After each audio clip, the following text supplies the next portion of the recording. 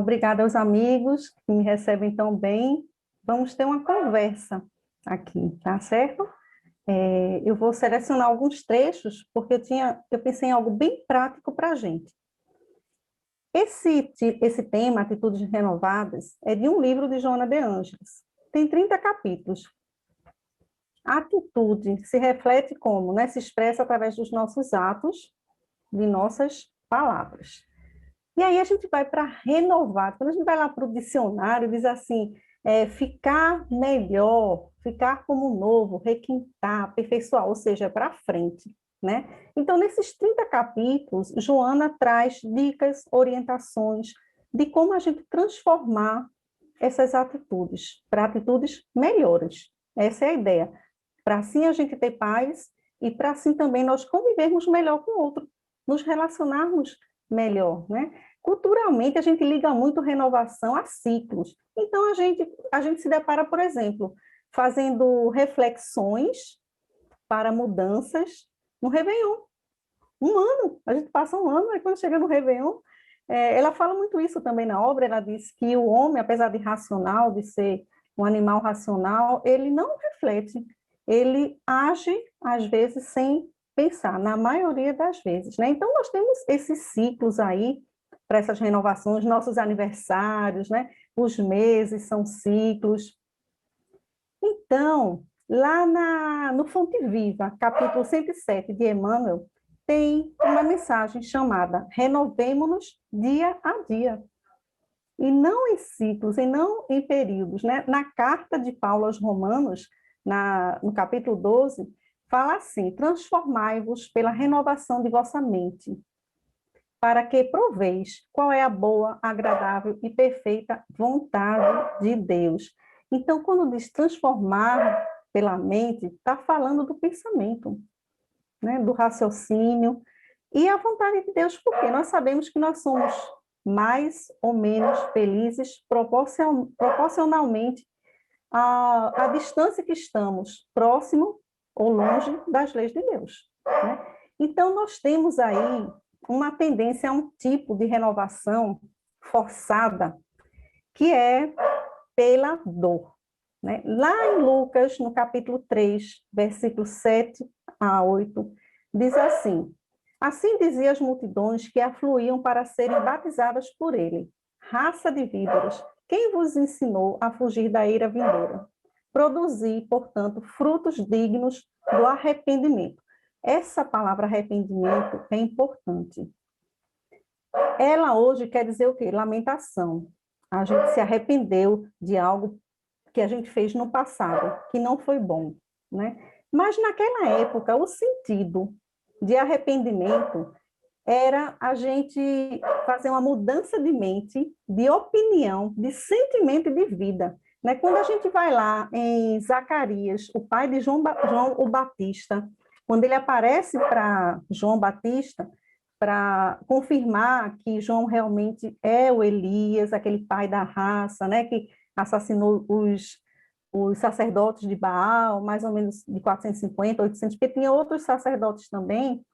Ele confirma e ele diz o seguinte, ó: usa como sinal da transformação moral a imersão em água. Os que se arrependerem de suas transgressões e aceitarem o roteiro de transformação moral deverão ser mergulhados como símbolo da morte do homem velho e corrompido. E ao emergirem serão como renascidos, renovados. Então, olha como a gente deturpou esse sentido, né, do arrependimento, do batismo, dessa renovação. E aí, Emmanuel, e a gente vê logo o seguinte: a justiça divina aí atuando, o amor de Deus, a misericórdia. Porque nós poderíamos pensar o seguinte: ué, então João Batista, ele não teria que perder 600 cabeças? 600 vezes passar, né, por isso? O que é que a gente sabe? O que é que os espíritos nos orientam e nos esclarecem? Que o amor cobre uma multidão de pecados. Então, a gente vai saudando esses débitos, né? O João Batista é proativo, ele vai à frente do Cristo, ele prepara o caminho, ele ergue um momento na história para que Jesus apareça, né? Então, uma proatividade. E aí Emmanuel, então, fala o seguinte, que existe a renovação exterior, que é essa normalmente ligada aos ciclos, que essas são as renovações da vida da gente, é casar, ter filho, faculdade, fez um curso, comprou um carro, que isso a gente pensa que teve uma renovação e que a gente fica muito feliz até quando acontece, e é para ficar, são conquistas, obviamente, mas normalmente a gente faz esse tipo de renovação porque está insatisfeito. A gente não faz porque quer ter uma vida melhor. Então, vou dar um exemplo. É muito comum, eu sou da área de recursos humanos, né? A pessoa sai do emprego porque vê que ele não está mais aprendendo, que não vai mais galgar nenhum cargo diferente. Ela fala essa expressão mesmo, o meu ciclo aqui já se fechou. Eu não tenho mais o que fazer nessa empresa. Então, a gente normalmente sai de uma situação, porque a gente tem uma tendência a ficar no status quo, por uma questão de defesa dos ancestrais, não quer gastar energia, a ficar onde está. Né? Então, tem que ter um incômodo muito grande. Mas aí Emmanuel fala também da renovação interior. E aí a gente sabe o quê? Que durante todo esse tempo, os homens mudaram os aspectos superficiais da sociedade.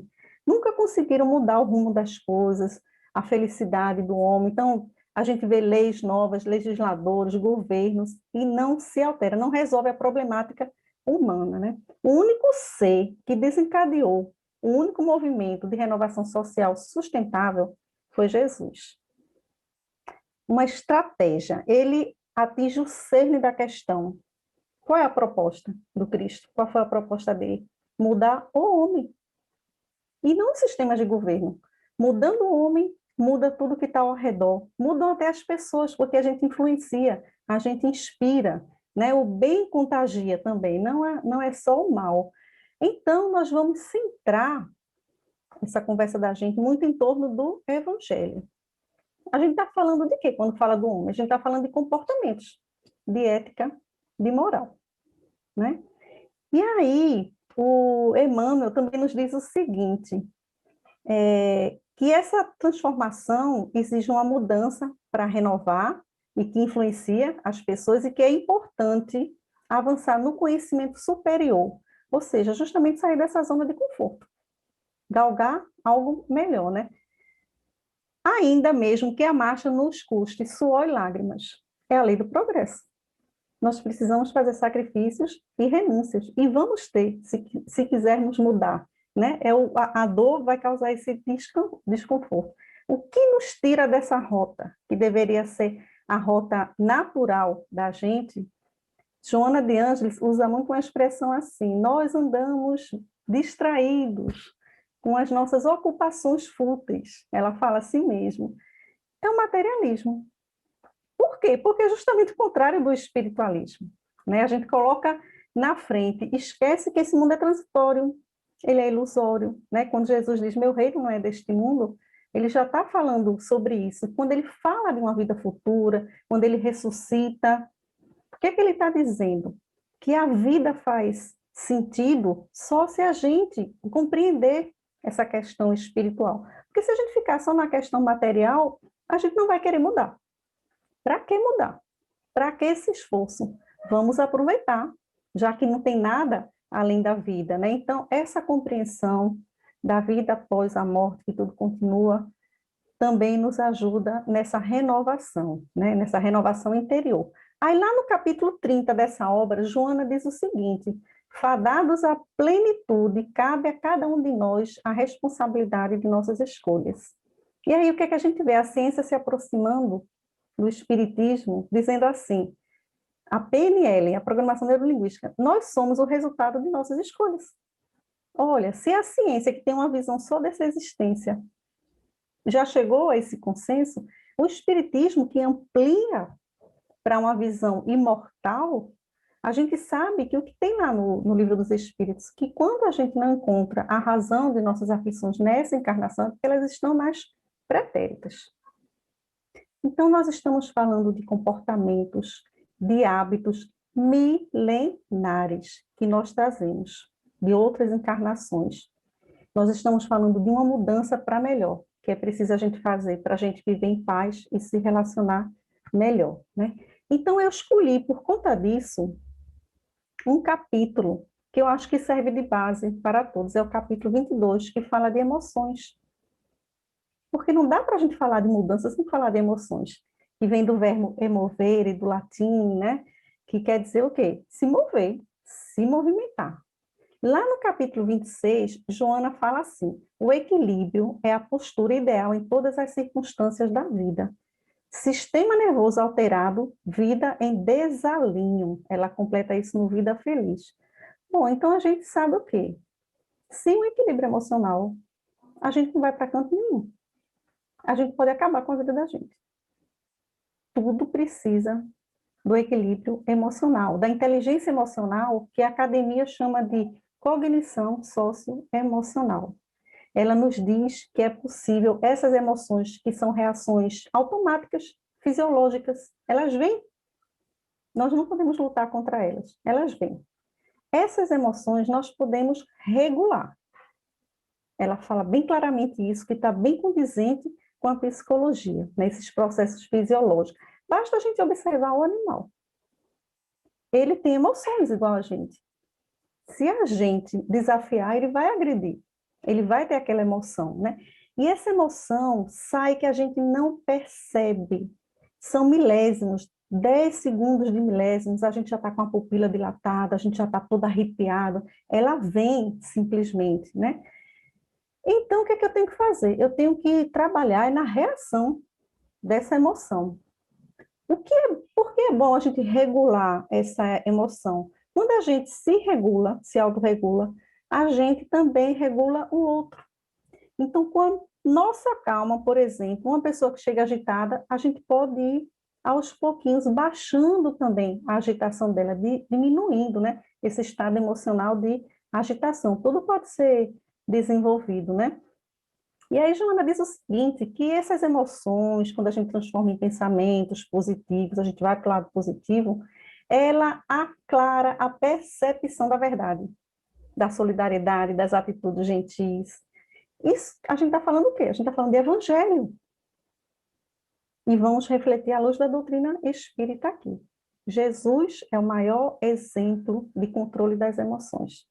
Passou por diversas situações sem se perturbar, sem se alterar. Por quê? Porque ele já caminhava com amor.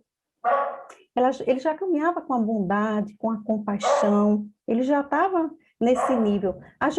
O ideal era que a gente fosse neutro diante dessas tivesse emoções neutras, mas a gente não está nessa condição. Então a gente vai regulando, né? Eu não sou uma pessoa agressiva, por exemplo. Eu sou uma pessoa que tem reações agressivas, que ajo, às vezes, com agressividade, mas eu não sou, né? Eu estou. Então, uma proposta boa é uma sentença de Emmanuel que diz assim: sentindo, modelamos a ideia, pensando, criamos destinos. Eu quero me deter a esses verbos: sentir, modelar, pensar e criar, tá certo? A gente está aqui na dimensão da afetividade. Lembrando que também nos orienta a mentora nesse livro. Às vezes a gente pensa que a afetividade tem que ter dois, que é uma troca. E aí ela nos esclarece que, na realidade, a gente não pode depender, esperar do outro, que o outro complete a gente. A gente tem que ser aquele que ame, independente de qualquer coisa, né? Porque esse amor pode ser aprendido. Esse amor ele pode ser desenvolvido. Nós temos essa capacidade. Então, ser afetuoso, ter afeto, não necessariamente tem que ser o outro correspondendo. Isso é uma infantilidade, né, psicológica, digamos assim. E ela diz mais que essa afetividade a gente deve expandir para os animais, para os vegetais, para todos os seres, não só para os homens, né? Então, o que é que nós precisamos para isso? Duas coisas. Nós precisamos de conhecimento. Precisamos saber. Precisamos conhecer e reconhecer. Precisamos o quê? Ter um vocabulário emocional grande para identificar nossas emoções e agir em cima delas. Precisamos também, obviamente, da vontade. Não aquela vontade de, eu estou com vontade de fazer uma dieta, mas eu não faço, porque eu não quero. Então tem que ser o querer da vontade, como diz lá no Evangelho, né? E no livro Pensamento e Vida, de Emmanuel, também tem um capítulo só da vontade que eu recomendo, é muito interessante. E aí, o que foi que Jesus disse sobre isso? Sede perfeitos, como perfeito é o vosso Pai. Está lá no Evangelho, no Homem do Bem. Isso já nos diz o quê? É possível, você pode. Deus é perfeito, mas a gente é perfectível. A gente também pode. Essa fala de Jesus já deveria se bastar, né? Lá no Livro dos Espíritos, na questão 909, Kardec pergunta assim: poderia sempre o homem, pelos seus esforços, vencer as suas más inclinações? A espiritualidade amiga, a equipe espiritual, diz sim, e frequentemente fazendo esforços muito insignificantes. Porque basta começar, né? Quando a gente começa, a gente angaria a companhia dos bons espíritos para ajudar a gente. O que lhe falta é a vontade. Ah, quão poucos dentre vós fazem esforços, né? E aí tem uma coisinha da ciência para reforçar, ok? Que nem precisaria. Para a evolução do homem, nós temos contribuições da genética, que contribui com 30%, a genética da nossa família, né? A hipertensão, que nós sabemos que é uma genética espiritual, né? Que a gente se agrupa na família por afinidade, de uma forma geral. Temos os fatores epigenéticos, que são responsáveis por 20%. É o que está externo, é o ambiente, é a escola onde eu estudei, onde eu trabalhei, onde eu frequentei quando era criança. E 50% é a contribuição do estilo de vida. Ou seja, nos 50% eu posso atuar diretamente. Eu tenho ação. É a minha escolha, é a minha decisão. O que é que eu quero e o que é que eu vou fazer, né? Então, precisamos identificar essas emoções. Uma ajuda grande é a questão 919 do Livro dos Espíritos. Eu imagino que não existe espírita sem questão 919, porque a gente só pode mudar o que conhece, né? E ali tem um roteiro de Santo Agostinho perfeito para fazer diariamente, como recomenda Emmanuel, e não nos ciclos da vida, né? Então, existem pares de emoções. Eu vou apenas falar de uma aqui, para a gente ser rápida. A emoção da tristeza. O que é que ela é? Eu fico triste quando eu perco alguma coisa. Alguém, quando eu tenho escassez de carinho, de atenção, eu tenho um vazio. Isso é uma tristeza, é uma emoção de tristeza que me dá. Que não é o contrário de alegria, nos alerta Joana de Ângeles. A alegria é a abundância, né? Quando eu ganho alguma coisa, é o contrário. Mas a gente pode entender a tristeza como uma pausa, um momento para reflexão, que nos é oportunizado. Qual é a questão? É que isso tem que ter um período e é acabar. A gente não pode estacionar na tristeza, mas a gente pode passar por ela. Eu perco um ente querido, como eu não vou passar pela tristeza? Lógico que eu vou passar, mas eu não posso paralisar, ficar nela, né? Então, aí eu não adianta eu lutar contra a emoção, eu tenho que acolher, tenho que sentir, tenho que me conscientizar. Melhor se eu verbalizar, eu estou triste, porque a gente se conscientiza e aí pode saber o que vai fazer com essa tristeza, né? Então, a gente tem que reconhecer essas emoções para atuar nela, já que a gente não tem controle nela, mas a gente tem controle na reação, ou seja, no comportamento.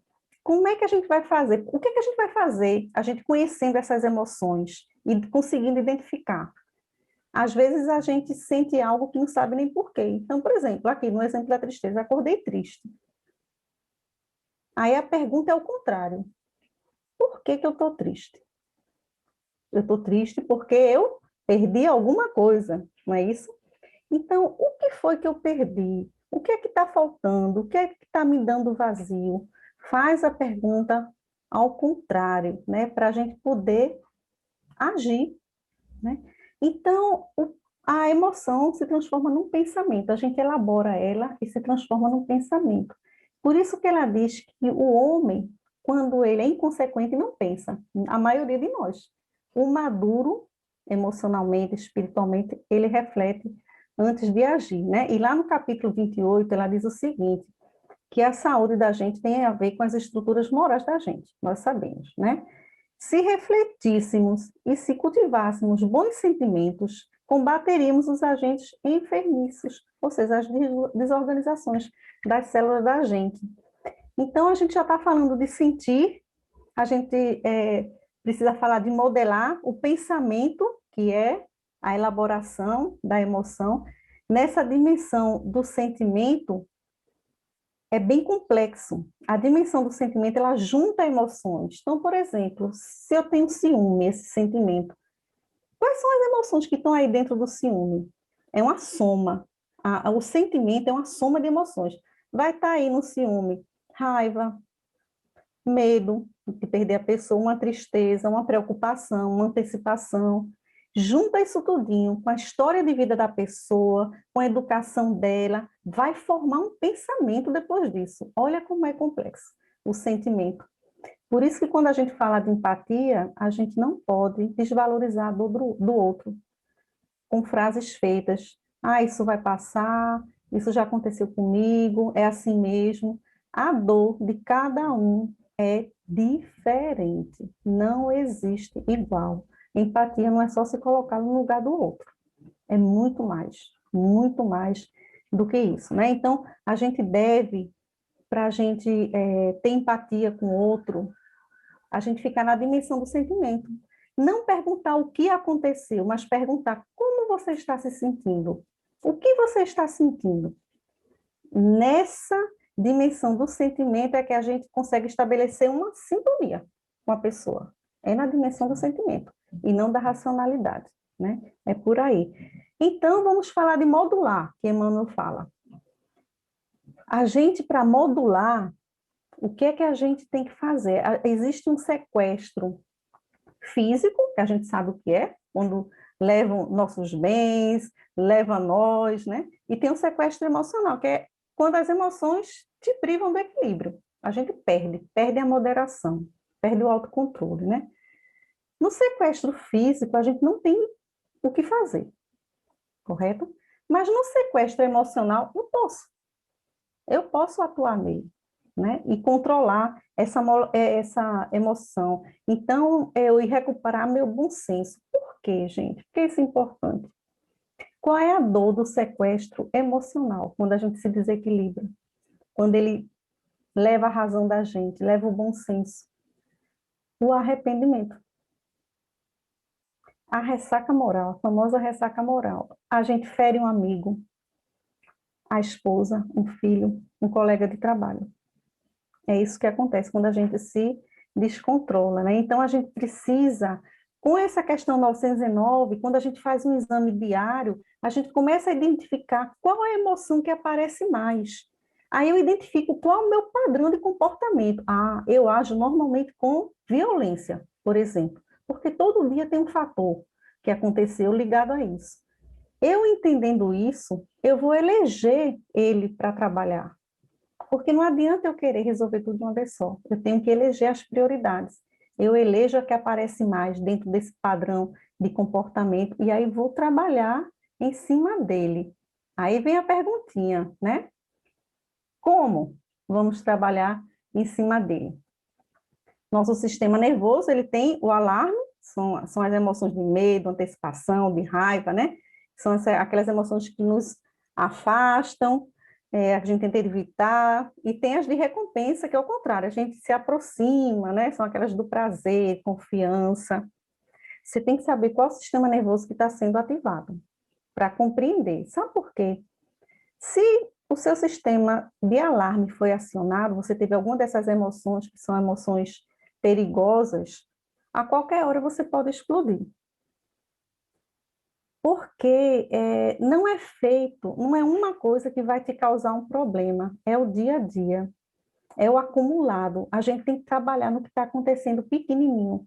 Um fator final, ele é só o fator final, é a gota d'água. É um acúmulo que vem ocorrendo.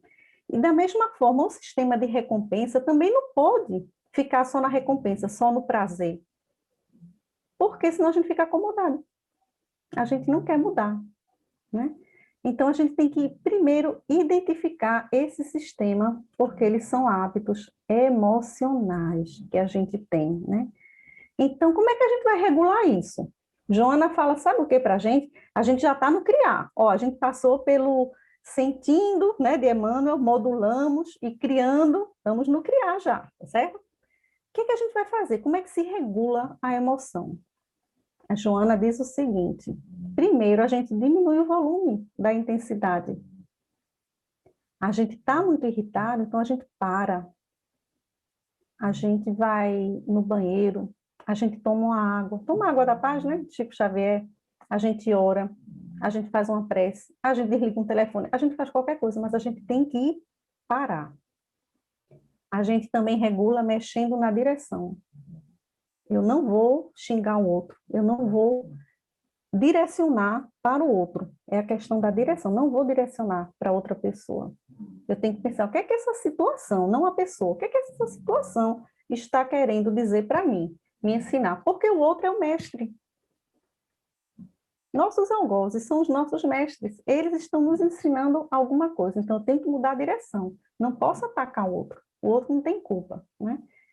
E aí, mudar o comportamento.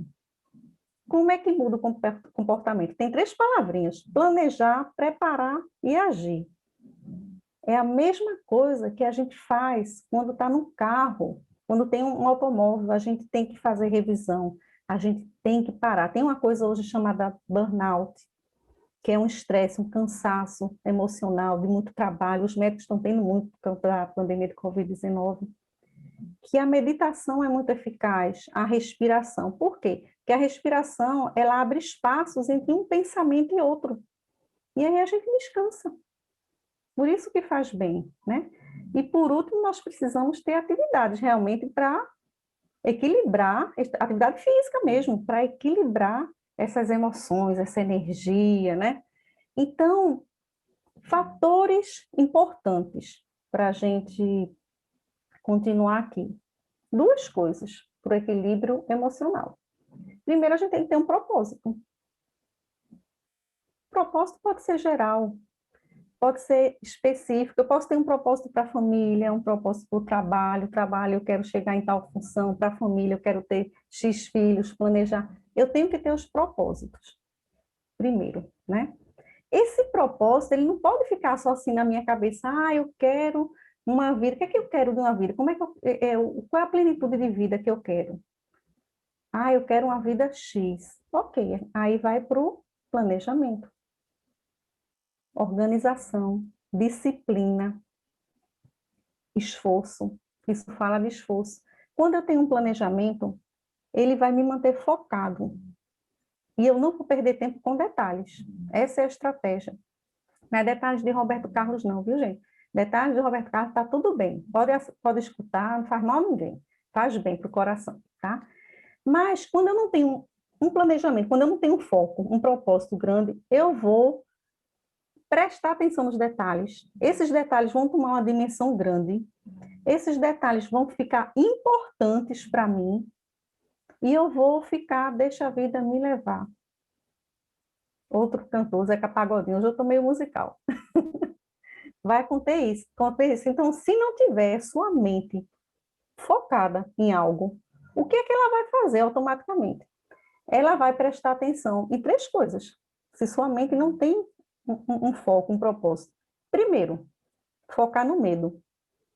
E aí a gente pode ter problemas com transtornos mentais, realmente. Vai focar depois na demanda dos outros. Então, eu vou atender o filho, vou atender o cachorro, vou atender o vizinho, vou atender o chefe, e eu sempre vou ficar por último. Porque eu não tenho planejamento, não tenho foco, não tenho propósito. Tanto faz.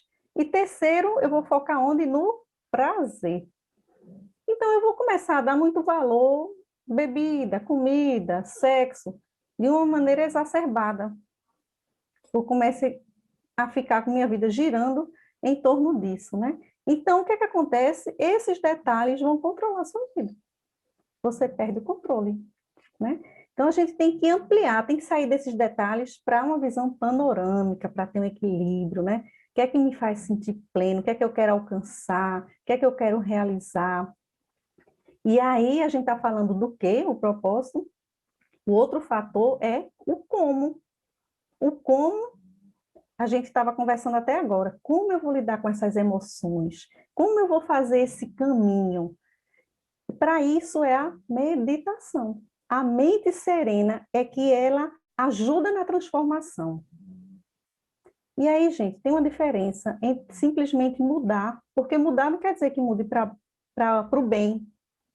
Porque se eu não fizer nada, olha só, vamos prestar atenção. Se eu não escolho nada, eu estou escolhendo de alguma forma, não é isso? Eu estou escolhendo que a vida faça qualquer coisa da minha vida, já que eu não escolhi, eu estou deixando que ela decida. Então, não é simplesmente mudar, deixar mudar, é progredir. A meditação, a mente serena vai ajudar nessa transformação para melhor, que é a proposta desse livro. Mudar para melhor. Isso é progresso. Isso é lei de progresso, né? Então, Joana de Ângeles, ela fala o seguinte, que essas atitudes renovadas, elas abrem um espaço para aspirações futuras. Ela diz que não são simplesmente utopias, não é fantasia o que ela traz, mas é uma elaboração que ela fez da própria vivência dela, do que ela observou das vivências pretéritas. E aí eu gostaria de lembrar vocês um momento muito interessante que ela fala disso. Certa feita, Divaldo Pereira Franco, com o tio Nilcinho, ainda vivo, estava na Itália, ali pelo Coliseu, e aparece Joana de Ângeles. E aí ela vai guiando eles, olha, vamos até ali, vamos até ali. Chega num determinado ponto que ela mostra ali, olha, ali tinha um pau, ali eu fui atada. Ela lembra, muito emocionada. Mas por que também ela se emociona tanto? Ela diz que aquela existência contemporânea de Jesus, em que ela era Joana de Cusa, a esposa do intendente Cusa, né? Aquela existência havia sido definitiva, decisiva para ela robustecer sua fé, para ela não vacilar mais, para ela não cair mais. Ela adquiriu uma certeza. Por que que aconteceu isso? Ela enfrentou assim esse mal, né? Quando ela vai ver Jesus pela primeira vez, acompanhada da escrava, que é quem fala de Jesus para ela, quando ela vai disfarçada, né? Vai lá para o monte e Jesus fala, ele está falando no idioma de um dialeto samaritano. Ela não compreende. Mas Divaldo diz que, nesse livro Joana e Jesus, que ela sente com o coração, que ela compreende a mensagem, que de outras vezes também outras pessoas traduziam para ela, mas ela conseguiu captar aquele encontro com Jesus, porque ela já era um espírito que já tinha necessidade de fé, de serviço, já mais madura. Então, nesse primeiro encontro, ela já volta mudada para casa, já volta diferente, ela vai falar com as outras escravas, perguntar sobre Jesus. Depois ela pede para a escrava conseguir uma entrevista com Cristo. Nessa entrevista, ela é completamente transformada. Por quê? O que é que ele diz para ela? Ela quer abdicar da casa e quer se dedicar ao cristianismo, que na época ainda não tinha o nome de cristianismo, né? Que foi só depois que ele sofreu o Holocausto. Eu queria seguir na campanha dele. E ele diz o seguinte: se me amas, volta para tua casa. Porque se tens problema com o teu marido, se ele é desrespeitoso, se ele era assim, ele fazia conchavos com um e com o outro ao mesmo tempo, o Cusa, ela não suportava isso, ela queria impor a doutrina de Jesus, e ele não aceitava, ele tinha pavor a Jesus. E aí Jesus justifica para ela justamente o seguinte, olha, você justamente é que tem mais conhecimento, você é que encontrou a mensagem, você é que está mais evoluída, então o teu campo de ação é lá. Isso não quer dizer, gente, a fala não é aqui dizer que a gente tem que aguentar qualquer coisa em casa, não é isso. Joana tinha um compromisso, ela tinha um débito com Cusa, que ela tinha pedido para amparar ele, e Jesus sabendo disso, ela não por conta do véu do esquecimento, quando a gente reencarna, né? A gente perde uma parte, então Jesus sabendo orienta, dá essa orientação para ela, né? Ela mesmo em casa, ela também trabalha para o Cristo, para as pessoas, para os necessitados. Então, o que foi que aconteceu? A mente dela foi que transformou. O Evangelho transformou a mente dela. Porque isso tudo a gente está falando de Evangelho. Porque quando a gente renova, o novo, como é para melhor, o que é que acontece? A gente vai abrindo espaço para bondade, amor, compaixão, tudo que é bom. Então, nesse sacrifício que ela faz, a gente observa o quê? Sentir, modelar, criar. O destino é uma consequência. A gente já não precisa mais agir. Então, quando Joana é atada ao poste com aquele filho mais novo, que é o tio Nilcinho, o Divaldo revela nesse livro, ali ela já tinha feito todo o caminho, ela já tinha feito todo o como. O propósito estava lá, porque ela tinha dito que queria dar vida por Jesus. E Jesus disse: eu vou pedir a tua vida, ser fiel até o final. Então, o propósito dela era a fidelidade, por isso que ela foi tão firme nisso. Ela não abjurou. Então, ela tinha um propósito na cabeça dela, que era ser fiel até o final, mas o como, o pouquinho, o dia a dia, ela foi fazendo. Então, a culminância, Divaldo fala que a expressão dela, lógico que ela sentiu dor, principalmente pelo filho, mas a expressão dela era de quem não estava sentindo dor. Mesmo ao quebrada, né? Ali, muito velhinha também. Então, fica muito mais fácil quando a gente tem um propósito para a gente se transformar e a gente vai fazendo isso no dia a dia, de pouquinho, porque a gente não consegue grandes transformações sem ser com as pequenas coisas, né? Ser fiel no pequeno, para a gente ter mais conquistas. São 20h43, eu acho que já está bom de parar, né? Para as perguntas, comentários, o que vocês desejarem. Isso. A gente vê, né, nessas atitudes que elas para a renovação, né, a importância do pensamento, né, a importância do pensar corretamente, e é uma coisa que tem que ser diária, né, Cris? Uma coisa assim, Exatamente. diariamente. A gente estava falando aqui sobre a necessidade de realmente estudar essa questão psicológica pelos tempos que nós estamos vivendo, os transtornos, né, mentais, essa previsão aí da quantidade de suicídios, de ideação suicidas que a gente tem. Então, a gente vê muito claramente, né, o pessoal da AME fez um trabalho maravilhoso, que a ideação suicida, o suicídio, ele é multi, tem vários fatores, não é uma coisa só. Tem um fator predisponente, mas tem um precipitante. Normalmente a gente pensa que foi o precipitante. Então, por exemplo, teve uma desilusão amorosa, uma separação conjugal, perdeu o emprego, foi o precipitante só. Aí a pessoa diz assim: ah, fulano se suicidou porque perdeu o emprego. Não, são muitos fatores juntos. Tem os predisponentes, que são o quê? As dificuldades, os desafios, o isolamento social, ter tido já suicídio na família, ter tido problemas psiquiátricos ou está tendo, né, doenças que são incuráveis. Então, são fatores que vêm antes e vai se acumulando. E aí a gente explode, realmente.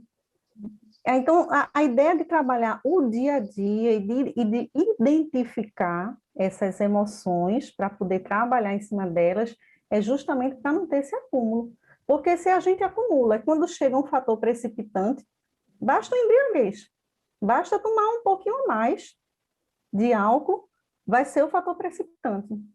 E aí os cientistas dizem o quê? Que 90% dos casos está associado a patologias de ordem mental, diagnosticáveis e tratáveis. Isso quer dizer que 90% dos casos poderiam ser evitados se tivesse atuado no fator predisponente, e não o precipitante. O precipitante não tem mais jeito, é o fim, né? É aquela última ideia, última desilusão que a pessoa tem com a vida. Isso.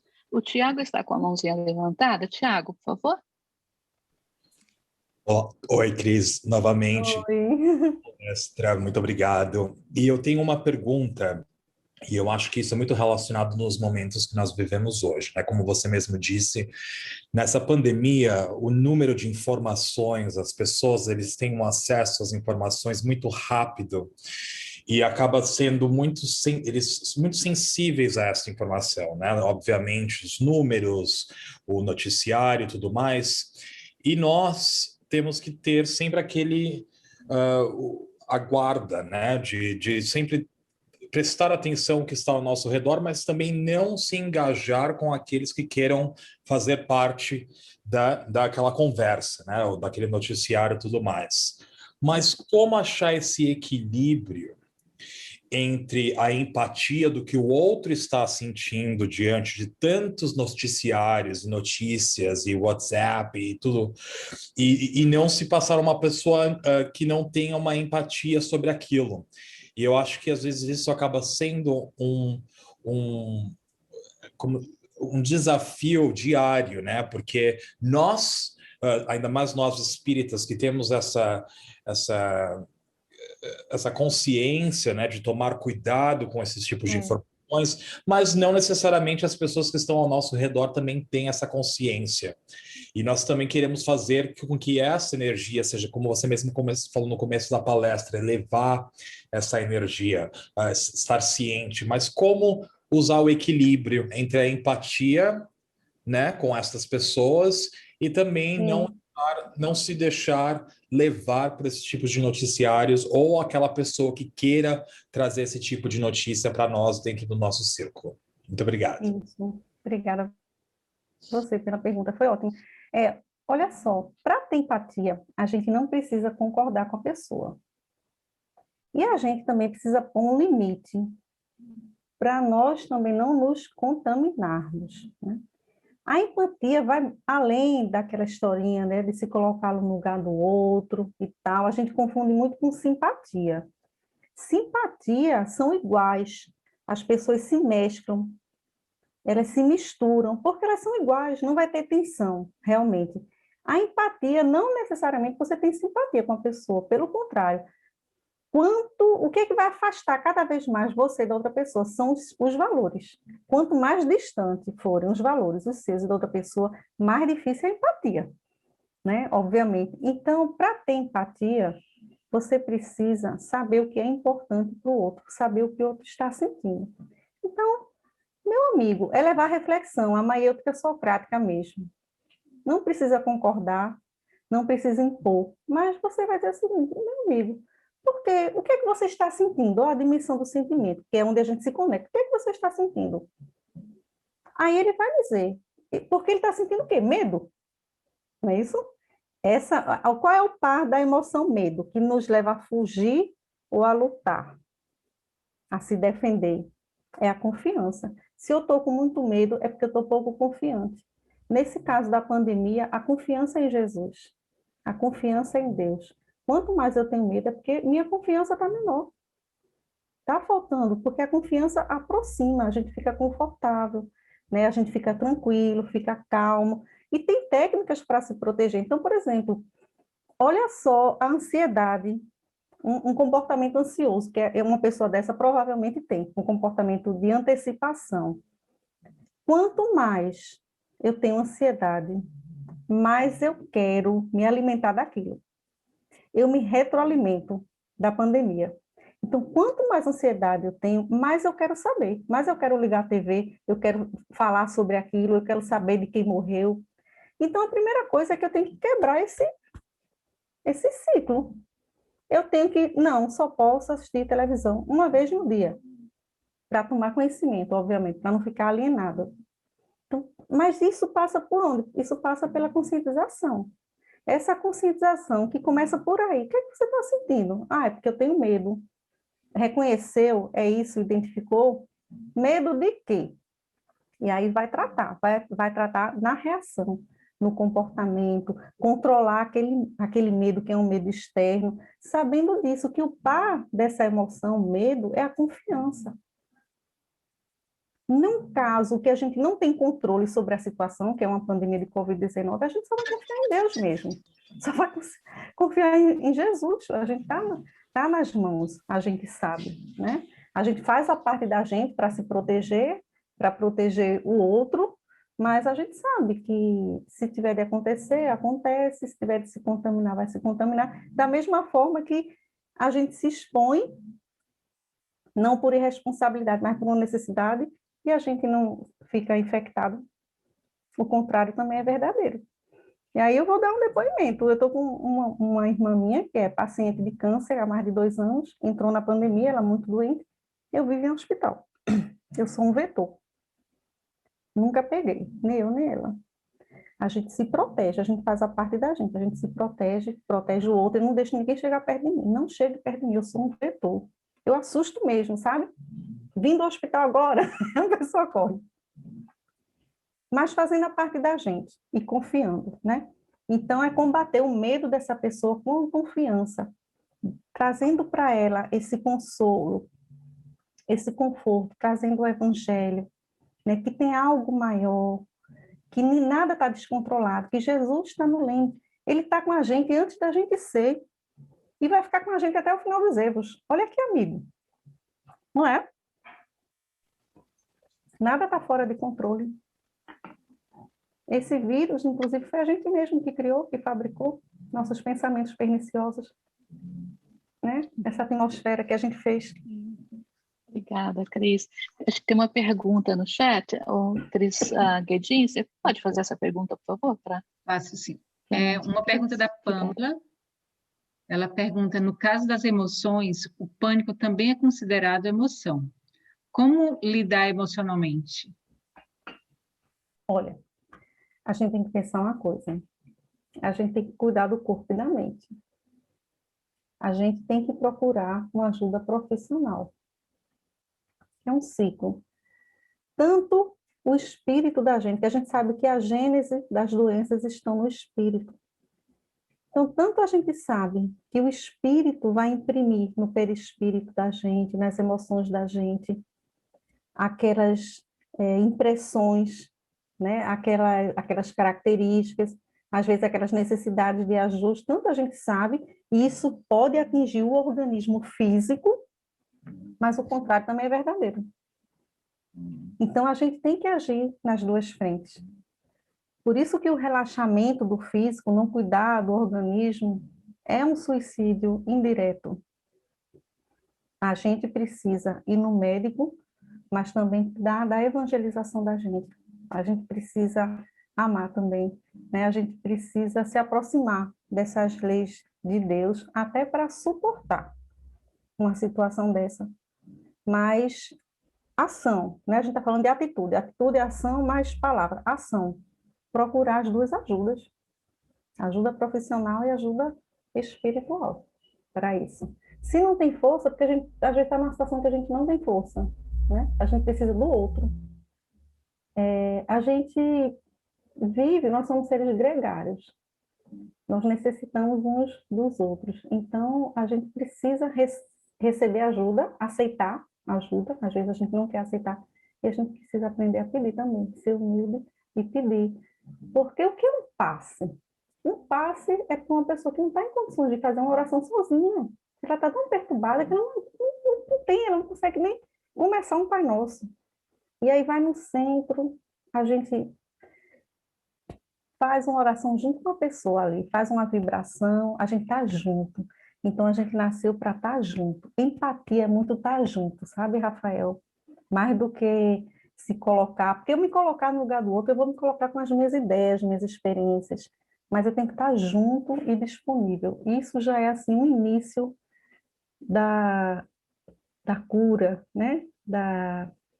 Do renascer, da renovação, do sol que vai nascer, da aurora que vem. O outro. Cris, Obrigada, uma pergunta, Cris. por favor. Tem alguém que está com uma pergunta? Posso fazer a pergunta? Ah, pode. Depois a Cris Guedin faz a pergunta que está no chat, tá? Pode sim, Eu Ângela, por aguardo, eu favor. aguardo. Não, pode fazer, Ângela, não tem problema. Nós não fomos educadas, né, para interpretar, entender as nossas emoções. E hoje, essa pandemia, a gente está pagando um preço alto por isso, né? E, ao mesmo tempo, né, como você falou, os nossos algozes deveriam ser vistos como nossos mestres. Santo Agostinho, né, ele deixa e faz uma reflexão todas as noites, todos os dias, como eu fiz. Mas quando a emoção vem, é tudo tão rápido. E, pelo menos falando por mim, a tendência, eu não consigo olhar os fatos. A gente vai em cima das pessoas que estão na nossa frente, aquelas que estão dando oportunidade para o nosso crescimento. O que a gente faz? Nós Para fomos, controlar um pouquinho inclusive, nós fomos, inclusive, ensinados, educados para esconder as emoções. Não pode chorar, não pode demonstrar fraqueza, não pode voltar para casa apanhado. Não é assim, né, que faz com a gente desde criança? Então, a gente é educado para não demonstrar. A gente abafa e isso explode. Isso explode, né? Essa energia que a gente vai juntando, esse acúmulo. Então, a gente tem a estratégia para regular, que a Joana de Ângeles fala e a psicologia fala também, é que não, porque olha só, são mais ou menos 10 milésimos de segundo. Você não percebe que você tem emoção e pronto, você não sabe, você não pensou, você não pediu. Simplesmente veio a emoção. E aí, a estratégia, nesse momento, para você ter tempo de elaborar a emoção, entender o que aconteceu e escolher o que vai fazer, você precisa se afastar dela. Você precisa o quê? Vou me levantar e vou tomar uma água. Vou dar as costas para essa pessoa e daqui a pouco eu volto. Vou desligar o telefone, eu falo daqui a 10 minutos. Eu falo só amanhã, quando eu estiver melhor, em equilíbrio. Eu vou respirar. Vou respirar. O que a gente faz quando a gente respira? A gente oxigena o cérebro. Tem um tal de nervo vago que ele vem aqui pela frente, que ele é irrigado pela respiração, pelo ar. Aí ele vem aqui na cabeça e ele desce por trás. Quando a gente não está respirando bem, está com a respiração curtinha, ele desce aqui por trás e ele vai agir no intestino da gente. A gente vai ter uma disenteria, às vezes de medo, de nervosismo, tem uma diarreia. Ele vai agir ali. Então, a respiração é muito mais poderosa do que a gente pensa. Meditar 5 minutos. Meditar não tem que ser 1 hora, não precisa. Meditar, respirar, escutar uma música, bota uma música. Você tem que quebrar aquele momento, tem que agir rápido. Mas para isso, meu amor, desculpa, o teu nome é? Ângela, foi? Não foi Ângela? Ângela que perguntou.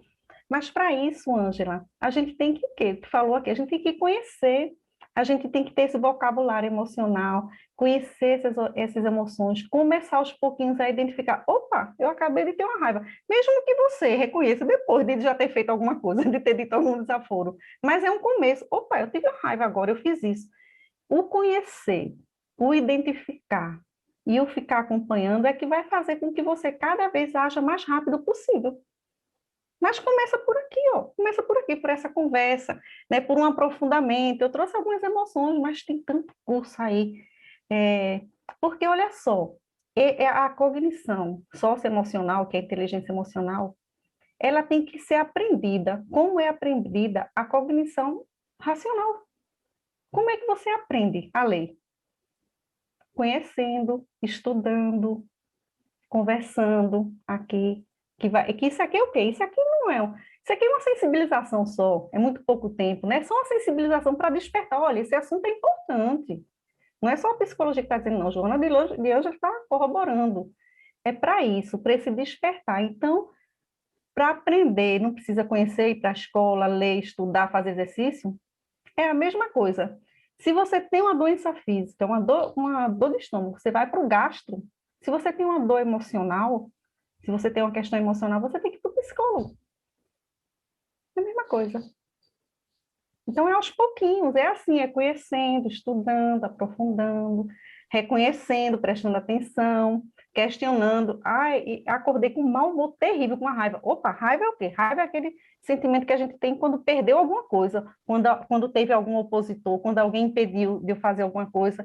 Aí, o que foi que aconteceu? Aí eu vou lembrar, como que aconteceu isso? É assim que começa, aos pouquinhos. Começa por aqui. Muito A gente obrigada. conversando. Obrigada a você, Ângela. Acho que nós temos mais duas perguntas, né? Pode Isso. fazer. Vamos lá. Vamos. Da Tabata, a pergunta: desde que me tornei mãe, passei a ter mais medo. Aumentou com o segundo filho. Soube de ser também normal na maternidade. Porém, você menciona o medo em relação à falta de propósito. Como saber a diferença? Olha só. O medo, alguma questão emocional decorrente de uma gravidez, porque tem até a depressão pós-parto, né? Tem que tratar, é uma doença. É um medo que ele deve passar, que ele deve ser tratado. É diferente de um medo que eu construo, que é um medo que vem sem motivo. Por exemplo, eu desenvolvo sem motivo nenhum, como a síndrome de pânico, né? Eu acho que vem do nada, eu não estava pensando em nada, eu não passei por nada, eu não passei por uma cirurgia, foi sem motivo. E aconteceu de eu agora ter um medo de andar na rua, por exemplo.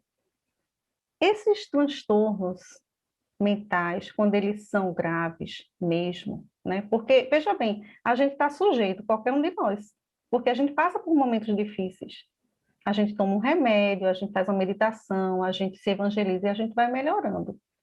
Mas quando a gente não consegue resolver, quando a gente vai ter aí uma dependência maior de um medicamento, por exemplo, isso é uma coisa que a gente vai controlando, mas a gente sabendo que está ligado a situações pretéritas da gente, né? Porque ela fala o que aí?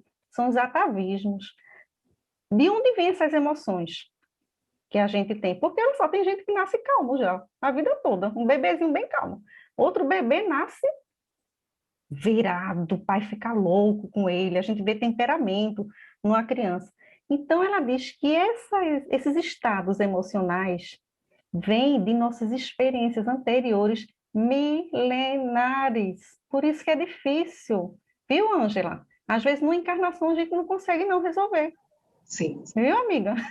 Às vezes demora muito mesmo, porque é algo muito grave que está dentro da gente, que dói muito, né?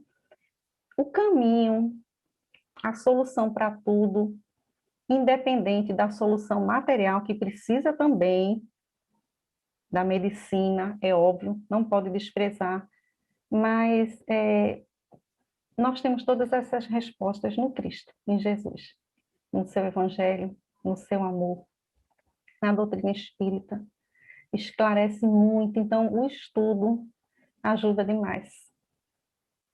Esses grupos de estudo, né, que a gente vai trocando as experiências, a gente vê que não é só a gente, é todo mundo, todos nós temos essas questões milenares, né, que a gente vem trazendo de muito tempo. Então, ela diz muito claramente isso, a raiz das emoções, elas vêm de fatores passados, que nós trouxemos, né? Então, tem também explicação nas encarnações anteriores. Tem também questões espirituais aí. Por isso que a gente tem que tratar os dois. E um vai interferindo no outro. O corpo no espírito e o espírito no corpo. E aí, se não tratar, vira uma bola de neve, né? E aí junta com obsessão, junta com algum credor, né? Tem mais uma pergunta, desculpa. Pode continuar. Não sei se eu fui clara, se eu consegui captar a tua pergunta. Se quiser comentar alguma coisa, fazer algum comentário, fica à vontade, viu? Eu acho que essa pergunta já foi até respondida, mas eu vou fazer aqui. Tá bom. E há ainda as influências espirituais em nossas emoções que permitimos ou não, certo? Uhum, exatamente. Tem uma nuvem de testemunhas, né? Quando pergunta, acho que é a questão 459, quantos espíritos influenciam nos nossos pensamentos? Eles nos conduzem praticamente.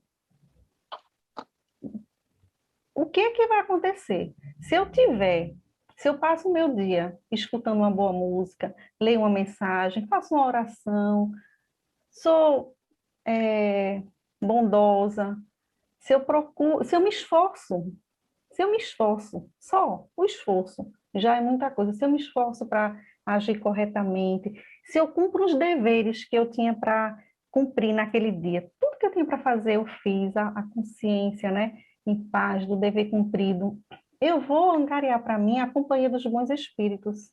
Nós estamos numa condição que estamos flutuando aqui entre os espíritos bons e os espíritos equivocados, né? Ambos. Com quem a gente vai sintonizar? Vai depender do meu comportamento, da minha intenção. Às vezes não consigo agir ainda de uma maneira correta, mas eu já tenho uma intenção, eu já tenho um entendimento, eu quero, eu consigo reconhecer rápido que eu errei de novo, mas não desanimar, porque é assim mesmo, né? A gente vai errando e vai continuando, não pode desistir, é normal da caminhada, né? A criança quando está aprendendo a andar, ela engatinha, ela cai muito, né? O pai fica lá, tenta ajudar, mas deixa ela cair, né? Assim, Deus faz assim com a gente, deixa a gente cair, deixa a gente levar os tropeços, as quedinhas, os arranhãozinhos, é assim mesmo. Então, vai depender da sintonia, com quem que eu vou me sintonizar. Isso de uma forma geral, isso eu estou falando sem contar que pode haver realmente um caso de obsessão de um credor da gente, de outras encarnações, né? Que realmente aí precisa de uma atuação mais forte, que a gente precisa de uma ajuda, de um tratamento espiritual, num centro espírita, sério, para poder ajudar, né? Para ir a gente ir se evangelizando e também tratar dele. Mas se a gente não muda o comportamento da gente também, ele se afasta, mas vem outro. Se o problema for eu, o meu comportamento, o meu pensamento, o tratamento espiritual evangeliza aquele obsessor, ele segue bem e você vai atrair outros, porque você não se modificou. Se o problema for seu comportamento, né? O comportamento da gente atrai também. Então, a gente tem que, junto com o obsessor, qual é o que é que a gente pode fazer com o obsessor? Porque às vezes é a gente que é obsessor, às vezes, né? A gente pode cansar ele. Se ele chega, se ele quer nos perturbar, encontra a gente sempre no bem, sempre atuando, trabalhando, né, desculpando, eu vou obsediar essa pessoa para quê? Porque ela não me atende, ela não sintoniza, não adianta, eu estou perdendo meu tempo, eu vou procurar outro. O espírito obsessor também vai amenizando, ele vai se sensibilizando com aquele comportamento novo. Olha a renovação. Ah, eu conheci essa pessoa numa encarnação pretérita, essa pessoa me fez muito mal, mas aí ele encontra a pessoa numa situação melhor, fazendo bem.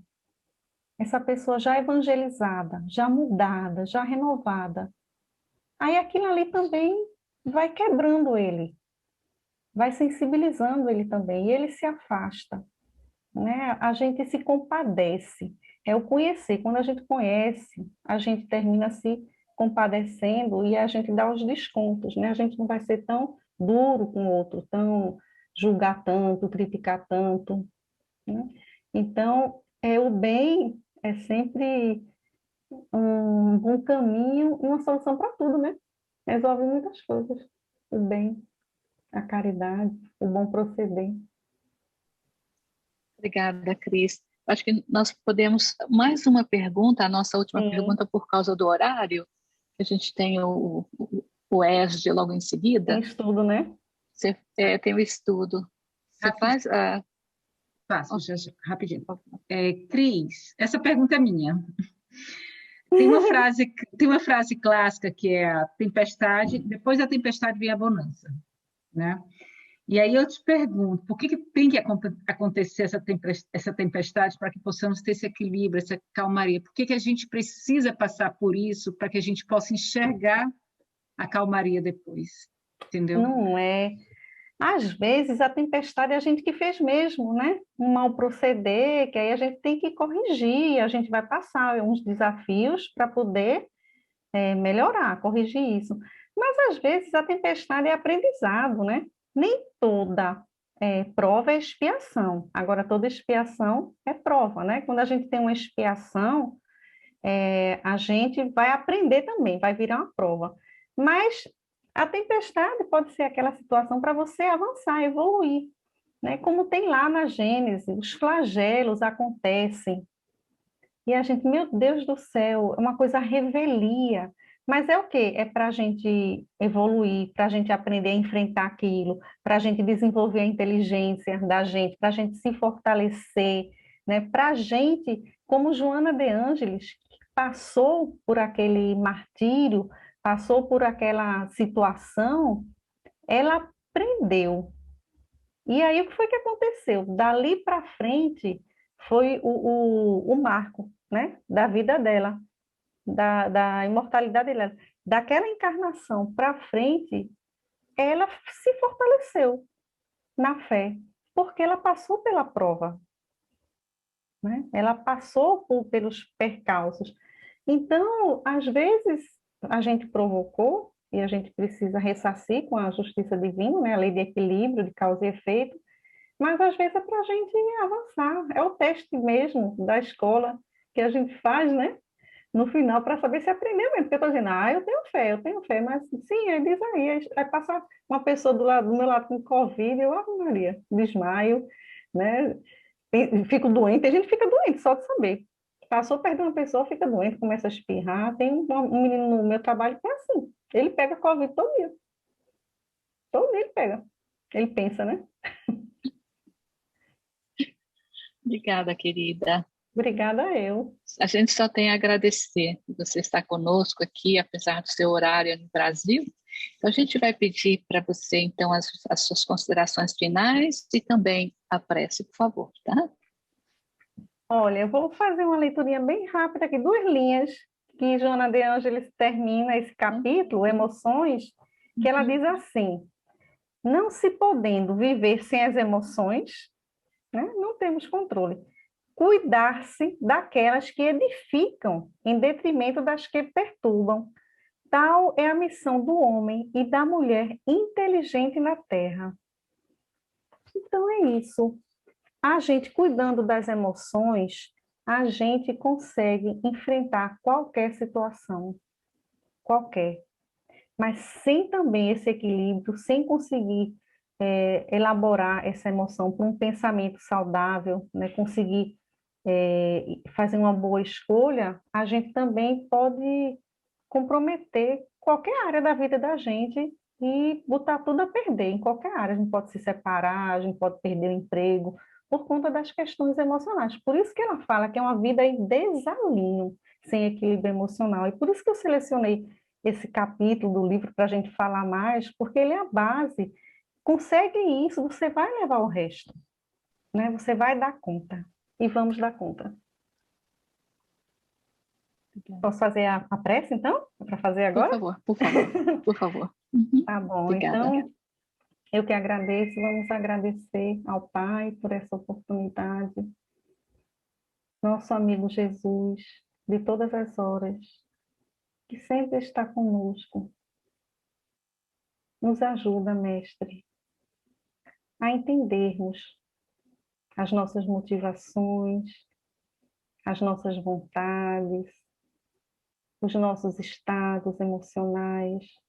Amplie a nossa percepção para que possamos pôr em ordem nossa vida, para que possamos encontrar a paz e que assim possamos também nos relacionar melhor com os outros, com nossa família, com os amigos e sim com aqueles que são desafetos também.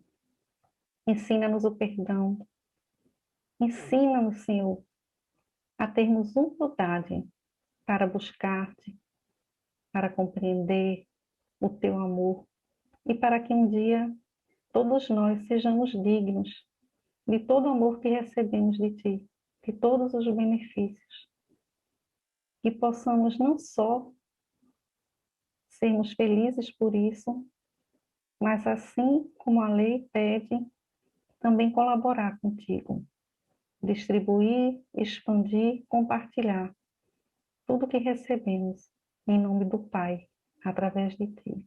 Abençoa todos esses amigos do Blossom que aqui estão unidos e reunidos junto do teu coração, que eles possam se manter confiantes, com a fé, robusta em Ti e no Pai. Se conosco, Senhor, hoje e sempre. Assim seja. Gratidão, meus amigos da Obrigada. Califórnia.